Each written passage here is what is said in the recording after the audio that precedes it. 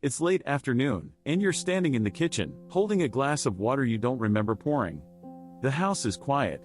Your phone lights up with a notification, and for a second you feel nothing. Not annoyed. Not excited. Just slightly removed, like you're watching someone else move through your day. You go through the motions. You answer. You nod. You finish what needs to be finished. But somewhere in the background, there's this quiet question: why don't I feel like myself lately? This feeling has a simple name. It's disconnection.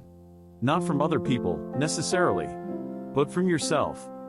In this video, I want to slow down and look at why that happens, what it can mean in ordinary life, and one or two gentle ways to feel a little more here again. Feeling distant from yourself is when your actions keep moving, but your inner sense of me feels faded or far away. You're present in the room, but not fully inside your own experience.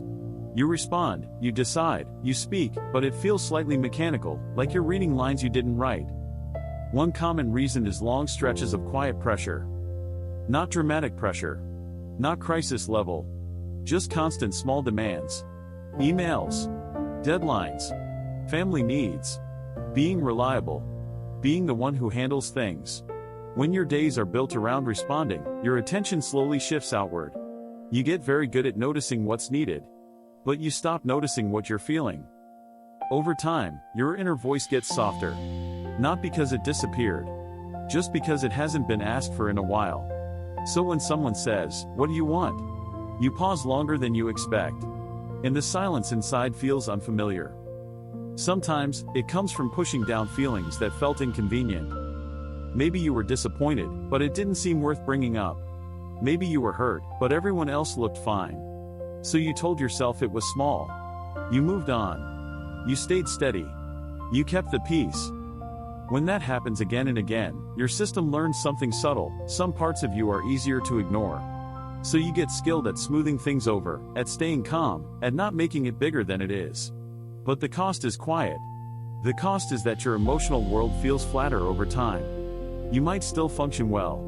You might even look composed. But inside, there's less color. There's also a quieter reason that often sits underneath: living by roles for too long. The responsible one. The calm one. The easygoing one. The strong one. Roles can be useful. They help you move through work, family, friendships. But if you wear the same role every day, you may forget what's underneath it. You answer the way that version of you would answer. You react the way that version of you would react. You choose what makes sense for that version of you. And slowly, you start wondering which parts are actually yours. This is how disconnection can take shape. Not as a dramatic break, but as a gradual drifting. A few inches at a time. Imagine it's a Sunday evening, around 8:30. You're sitting on the edge of your bed, scrolling through your phone. You see photos from friends, updates from work, reminders for Monday. You double tap. You read. You scroll. Your body is there. Your eyes are moving. But it feels like you're slightly behind yourself, like you're watching through a thin layer of glass. You try to check in. Am I tired? Am I stressed? The answers don't come clearly. It's just a dull, distant feeling. You set the phone down. The room is quiet again. You realize you've been moving through the whole week like this, doing what needs to be done, but not really feeling it. If you've been there, you're not strange. You might know someone who lives like this. This is what disconnection can look like when it's subtle. It doesn't announce itself. It just creates space between you and your own experience. But there's something important here.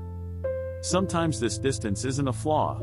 It can be your mind's way of slowing things down when everything feels like too much. A kind of dimmer switch. Not turning you off. Just turning the intensity down. The problem is, if that dimmer stays low for too long, you start to miss yourself. One small thing you can try is noticing moments of choice. Not big life decisions. Just tiny ones. What mug you reach for. Which playlist you turn on. Whether you sit by the window or at the table. Pause for half a second and ask, do I prefer this, or am I just moving automatically? You don't have to force a deep answer. Even a quiet, "Actually, I'd rather sit over there," is enough. This works because it gently turns your attention inward again. It reminds your brain that your preferences still exist. That you're not only a responder to the world, you're also a chooser inside it. Another gentle shift is naming one feeling a day. Just one. It doesn't have to be precise. It can be simple: tired, restless, flat, curious, heavy, light. Say it to yourself, maybe while washing your hands or brushing your teeth. Today felt a little heavy. That's it. No analysis. No fixing.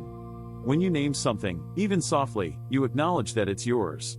And that small acknowledgement can begin to close the distance.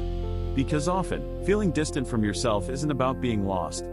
It's about being overextended, over-adapted, over-focused on what's outside. And the return isn't dramatic. It's quiet. It's noticing that you prefer your coffee a little stronger. It's realizing you're actually more tired than you thought. It's choosing to sit in silence for 5 extra minutes before turning something on. This is for people who look functional, who keep things moving, who rarely fall apart, but still feel slightly removed from their own lives. You're not broken for feeling that way. It may simply mean you've been carrying a lot without checking in. Disconnection can soften when it's noticed without judgment. When you stop asking, "What's wrong with me?" and start asking, "What have I been holding?" And maybe that's enough for today. Just a small return. A small step closer to yourself. If this felt familiar, you're welcome to stay here for more quiet reflections like this, one feeling at a time.